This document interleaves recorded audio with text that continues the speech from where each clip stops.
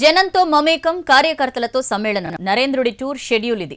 ప్రభుత్వ కార్యక్రమాలు పార్టీ బలోపేతంపైనే మోదీ దృష్టి పెట్టారు. ప్రధాని హోదాలో తొలిసారిగా తెలంగాణలో అడుగుపెట్టనున్నారు. రేపు కోటి ఆశలతో ఎదురు చూస్తున్న కొత్త రాష్ట్రంలో మోదీ పర్యటించనున్నారు. ప్రధానికి గ్రాండ్ వెల్కమ్ చెప్పేందుకు యావత్ తెలంగాణ ఎదురు చూస్తోంది.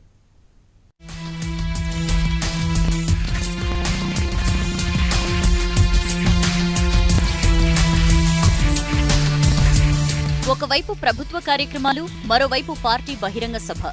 తెలంగాణలో ప్రధాని బిజీగా గడపనున్నారు. ఢిల్లీ ఎయిర్పోర్ట్ నుంచి ఆదివారం మధ్యాహ్నం 12 గంటల 10 నిమిషాలకు ప్రధాని బయలుదేరతారు.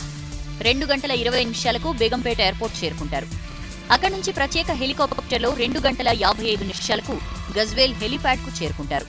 మెదక్ జిల్లా వేదికగా తెలంగాణలో ప్రధాని తొలి పర్యటన సాగనుంది.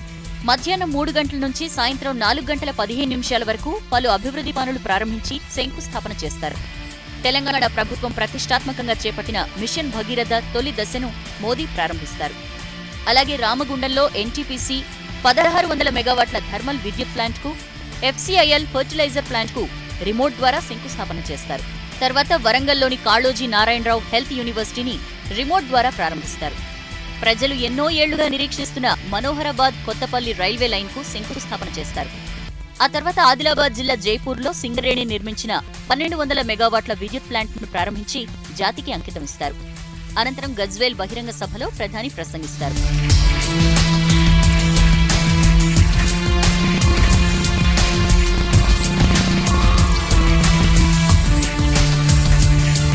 గజ్వేల్ టూర్ ముగిసిన వెంటనే 4 గంటల 25 నిమిషాలకు మోదీ హైదరాబాద్ తిరుగు ప్రయాణం చేస్తారు. సాయంత్రం 5 గంటల 15 నిమిషాలకు లాల్ బహదూర్ స్టేడియంలో జరిగే బీజేపీ కార్యకర్తల మహా సమ్మేళనంలో పాల్గొంటారు. తెలంగాణలో పార్టీ విస్తరణపై కాషాయ కార్యకర్తలకు నరేంద్రుడు దిశానిర్దేశం చేయనున్నారు.